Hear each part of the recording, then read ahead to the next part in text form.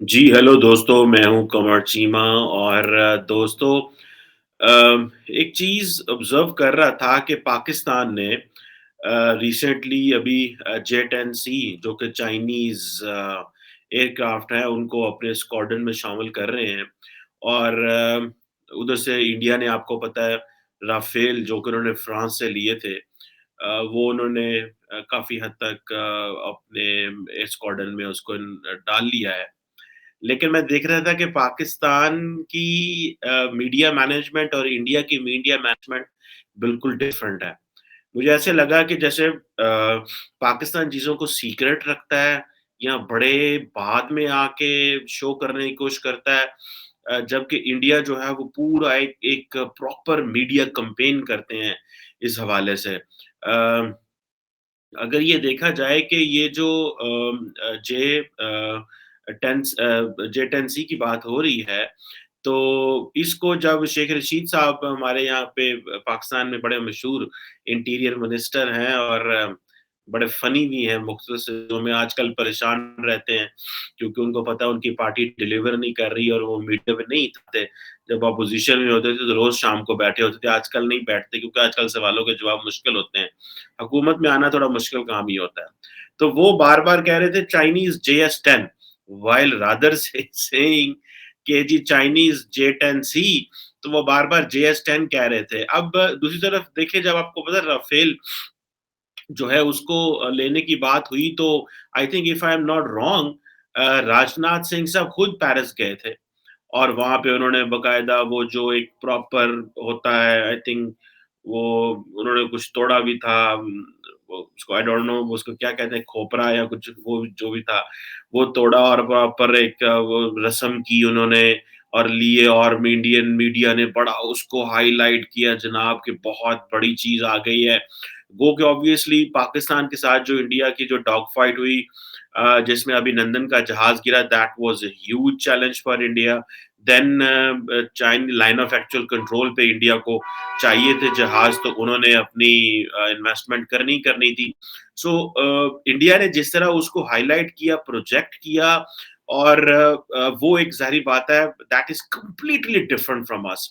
यहाँ पे पाकिस्तान में ये बात हो रही है कि हम 23 मार्च की परेड में जो है J-10C को इंक्लूड करेंगे और जो ज़ाहिर बात है कि इसमें जो जो 10 इसमें पहली बार जो कहा जाता है कि जो J-10C है ये इसकी इसको पाकिस्तान की जो पॉलिटिकल एस्टेब्लिशमेंट है वो तो इसको समझती नहीं है और कोई बंदा इसका क्रेडिट भी नहीं लेता। इंडिया के अंदर आप देखिए डिफेंस इक्विपमेंट का हर पॉलिटिशियन क्रेडिट ले रहा होता है, जो रूलिंग पार्टी है। और यहाँ पे अमूमन पाकिस्तानी पॉलिटिशियंस जो है वो क्रिटिसाइज़ कर रहे हैं हमारे यहाँ पे ख़ास करके पीएमएलएन वालों को मैं देख रहा था, वो कह रहे थे क्या ज़रूरत थी ये लेने की? हम जेफ-17 थंडर को और कुछ कर लेते, उसको थोड़ा अपग्रेड कर लेते तो हम उसको कर सकते थे। अब कहा ये जा रहा है कि 2019 से ये बातें चल रही थी कि पाकिस्तान ये जहाज़ खरीदेगा और पाकिस्तान ये जहाज़ खरीदेगा लेकिन अभी जो 23 मार्च को पाकिस्तान इसको अपने जो है वो इंक्लूड करेगा अपनी एयर फ़ोर्स में, तो इसको ज़ाहिर बात है कि आजकल ही में ये आने वाले हैं, जनवरी-फ़रवरी में ये आ जाएँगे।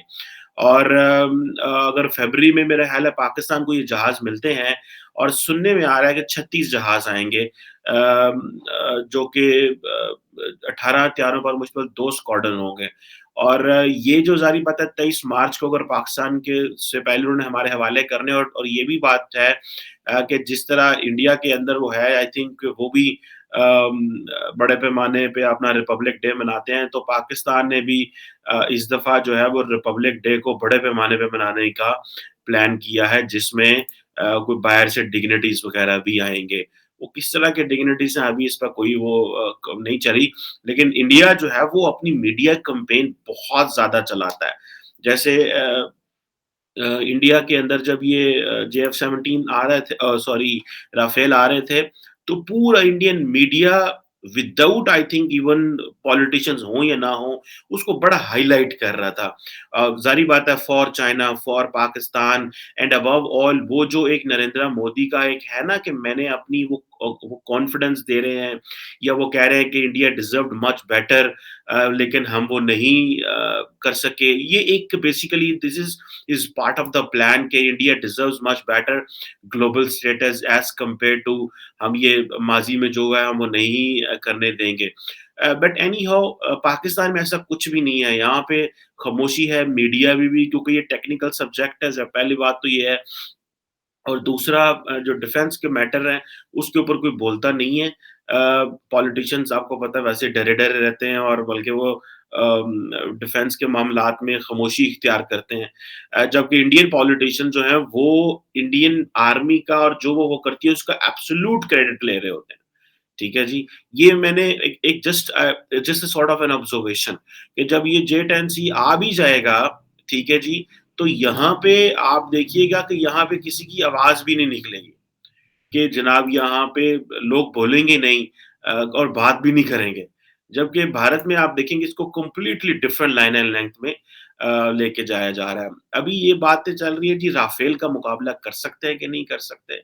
अब ज़ाहिर बात है कि ये एक डिफरेंट सवाल है। लेकिन ज़ाहिर बा ये जो J-10C जो है, ये कहा जाता है कि जो पीपल्स लिबरेशन आर्मी और एयर फोर्स में ये 2004 में उसका हिस्सा बने थे। पहले ये J-10A था, फिर उसके बहुत और वेरिएंट भी आए जिनमें J-10A, J-10B और J-10C शामिल है। लेकिन ये जो J-10 है ये बेसिकली जो 2004 में इंडियन एयर फोर्स और इंडियन नेवी का हिस्सा बना थे। और इसको ज़ाहिर बात है कि पाकिस्तान जो है वो चीन से ले रहा है, तो इसका मुकाबला जो है वो भारत के लिए ही करना है और पाकिस्तान को J-10C और किसी के लिए नहीं चाहिए, क्योंकि पाकिस्तान ने इस चीज़ को महसूस किया और क्योंकि इंडिया काफ़ी देर से ये प्लान कर रहा था कि हमें राफेल खरीदना है, राफेल खरीदना है, तो पाकिस्तान ने कहा कि ठीक है, हम भी राफेल अब प्रॉब्लम ये है कि इंडिया के लिए जो मार्केट ओपन है, वो पाकिस्तान के लिए मार्केट ओपन नहीं है। इंडिया को अब जो है फ्रांस दे सकता है, हमें फ्रांस नहीं देगा। इंडिया को अमेरिका का अगर इंडिया कल जहाज़ लेने जाए तो इंडिया को अमेरिका जहाज़ दे देगा, हमें नहीं मिलेंगे। हमारे पास जो एक बनती है, मार्केट बनती है, वो है चाइनीज़ मार्केट और उसी का हम फ़ायदा उठाते हैं।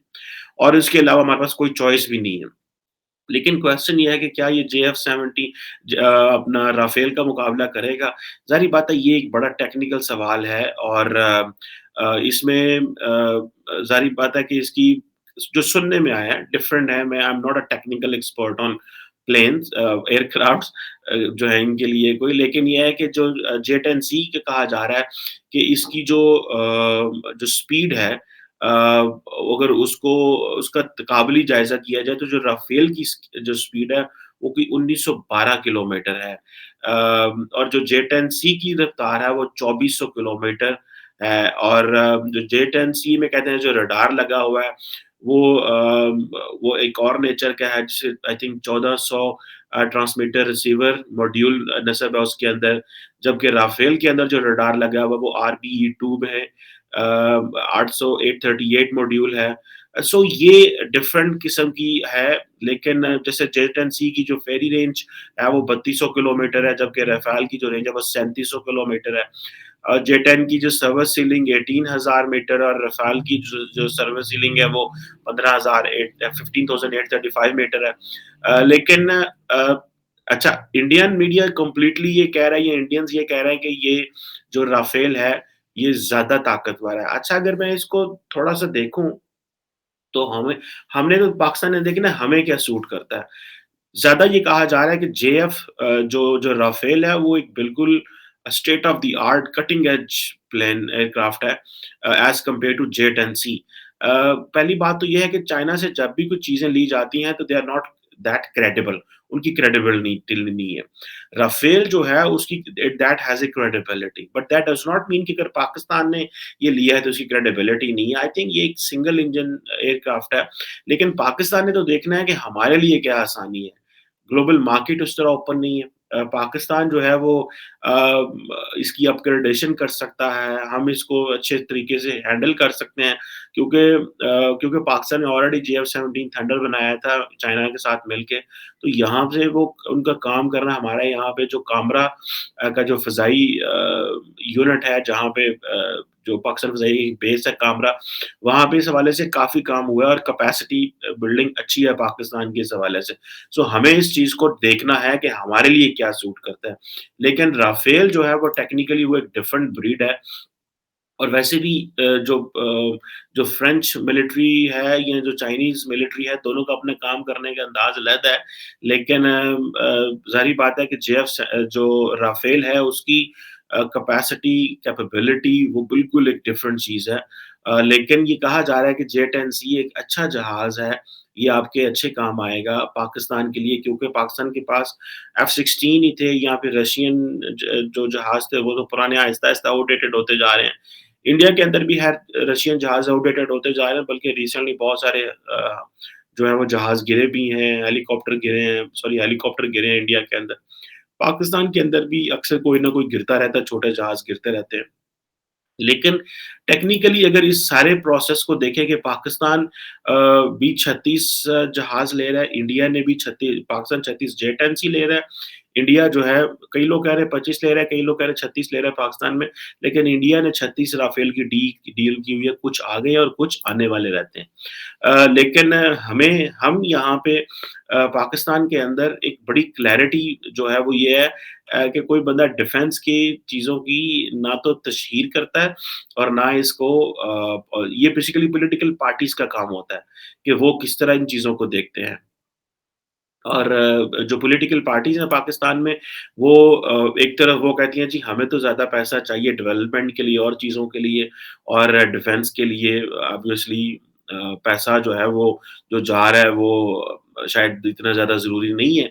और दूसरा ये है कि इस तरह की इकोनॉमिक कंडीशन में पाकिस्तान में डिफेंस पे पैसा लगाना कितना ज़रूरी है, ये भी एक ज़ाहिर बात है, एक बड़ा अहम सवाल है। लेकिन अगर देखा जाए कि अक्सर लोग पाकिस्तान के डिफेंस बजट के हवाले से क्रिटिसाइज़ करते हैं। कई लोग कहते हैं जी 80% फ़ौज ले जाती है, कई लोग कहते हैं कि जी 25% फ़ौज ले जाती है, कई लोग कहते हैं 40% फ़ौज ले जाती है। I happen to be in one of एक ब्रीफिंग में मुझे बैठने का मौका मिला, लेकिन आई थिंक उस वक़्त के जो डीजी मिलिट्री बजट थे, तो उन्होंने को हमें एक ब्रीफिंग दी थी। उसमें मुझे बड़ी क्लियरली पता चला कि 17% या 16% जो फ़ौज है, उसका बजट है ऑफ द टोटल पाकिस्तान के जो बजट का 16-17% और उसमें भी मेरा ख़्याल है कि 8-9% फ़ौज के आर्मी के पास आता है और बाकी एयर फ़ोर्स और नेवी और इस तरह। क्योंकि आपको पता है फ़ौज बड़ी 5-6 लाख की आर्मी स्टैंडिंग आर्मी है और तो ये जो चीज़ें हैं मेरा ख़्याल है कि एंड अबव ऑल आपने ये देखना होता है कि आपके थ्रेट्स कितने हैं, फिर आपकी इकोनॉमिक कैपेबिलिटीज़ कितनी ज़्यादा हैं। पाकिस्तान के थ्रेट्स भी बहुत ज़्यादा हैं, लेकिन हमारे इकोनॉमिक चैलेंजेस भी बहुत ज़्यादा हैं। लेकिन somehow Pakistan has achieved that strategic stability हम अचीव कर चुके हैं with the capability of acquired nuclear weapons and missile capability Pakistan के पास है। अब ये जो छोटे-छोटे ये जो चीज़ें हैं, ये इम्पोर्टेंट तो हैं। अब J-10C भी आप लेते हैं एक जो कि बड़ा रिलायबल फाइटर जेट है। तो लेकिन ये ज़रूरी इसलिए है कि बिकॉज़ वी फेस जिसे कहते हैं ना वो इमिनेंट थ्रेट है। जिस तरह अगर कल को इंडियन एयर फ़ोर्स पाकिस्तान पे हमला कर दे, जिस तरह के उन्होंने माज़ी में भी किया और तो पाकिस्तान के पास जो है वो जहाज़ होने चाहिए। सो जो बड़ी ब्रीड है, अगर वो F-16 है या JF-17 थंडर है या जो J-10C हैं, तो ये एक आइंदा आने वाले दिनों में ये कहा भी जा रहा है कि जो असल लड़ाई होनी है वो तो फ़ज़ा में, आसमान में ही होनी है। ज़मीनी जंग तो होनी नहीं है, तो यही वजह है कि पाकिस्तान शायद इसमें इन्वेस्टमेंट कर रहा है और JF-17 थंडर डेवलप करने से ये फ़ायदा हुआ कि एक इंडिजिनस कैपेबिलिटी जो थी वो हमारी हो गई। जो कि that was very good Indeed. लेकिन इसकी जो सियासी तशख़ीर है, वो मैं समझ रहा हूँ कि पाकिस्तान और इंडिया में कंप्लीटली डिफरेंट है और मीडिया के हवाले से भी। जो पॉलिटिशियन नाम ले रहा है J-10C का, वो JS-10 कह रहा है और मीडिया खामोश है या थोड़ा क्रिटिसिज़्म है, जहाँ पे इंडिया में they are showcasing it and trying to make it as if मतलब India has done a huge work अगर वो राफेल ले रहे हैं या S-400 ले रहे हैं या कोई और मिलिट्री कैपेबिलिटी एक्वायर कर रहे हैं, तो they do it completely in a different way. जबकि पाकिस्तान में it is kept secret, it is only revealed when it is required, and it is not celebrated much normally, जो हमें देखने को मिलता है। But anyhow, these are just the behaviors, and this is just I wanted to talk on it and see that it is very much important for Pakistan's defense. लेकिन let's see जब ये जहाज आएगा पाकिस्तान में, तो then how it contribute, because I think जो Pakistan Air Force है, they have not spoken it officially yet on this, but yes, there was a media report on it. Thank you very much.